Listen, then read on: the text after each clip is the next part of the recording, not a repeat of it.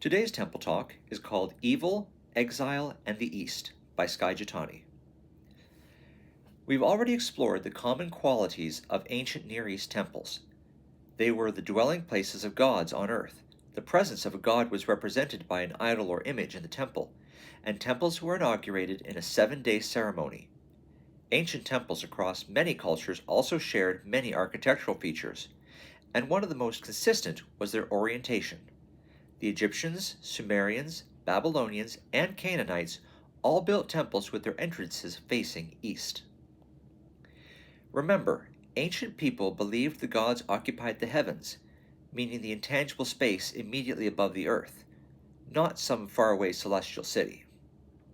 The divine realm of the heavens is also where the sun, moon, and stars reside.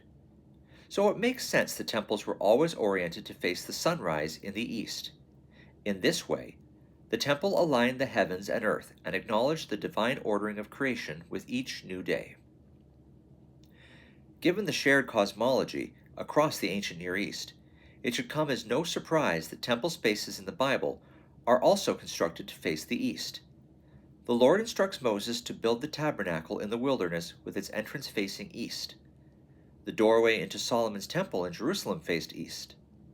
And Genesis shows us that the entrance to the Garden of Eden faced east too, again emphasizing the garden's function as a temple. Once you recognize the east-facing entrances of sacred spaces throughout the Bible, another theme jumps out.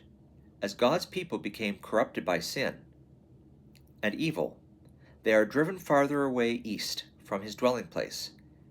After Adam and Eve rebelled against their priestly calling, the Lord banished them from the garden temple to work the land east of Eden. Likewise, after Cain killed his brother, he went out from Yahweh's presence and lived in the land of Nod, east of Eden. And as the wickedness of humanity steadily increases, we read that the people continued to move eastward. The message is clear. Over time, sin separates us farther and farther from the temple, the place where we can live in the presence of God. The theme finds its clearest fulfillment when Israel rejects his calling to be a holy people and a royal priesthood that faithfully represents God to the nations. Because of their wickedness, idolatry, and injustice, Yahweh expels them from his land.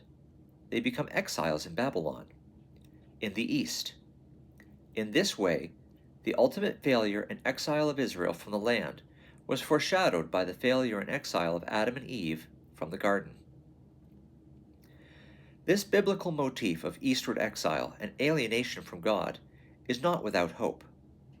The entrance back into Eden was blocked, but it was not destroyed, and it faces east, anticipating humanity's return. Like the prodigal son who left his father's house for a distant country, there is always a way if we change direction. When we do, we'll discover the journey isn't as far as we feared, because God did not stay in his heavenly temple, but in Christ, he has run out to embrace us on the road back home.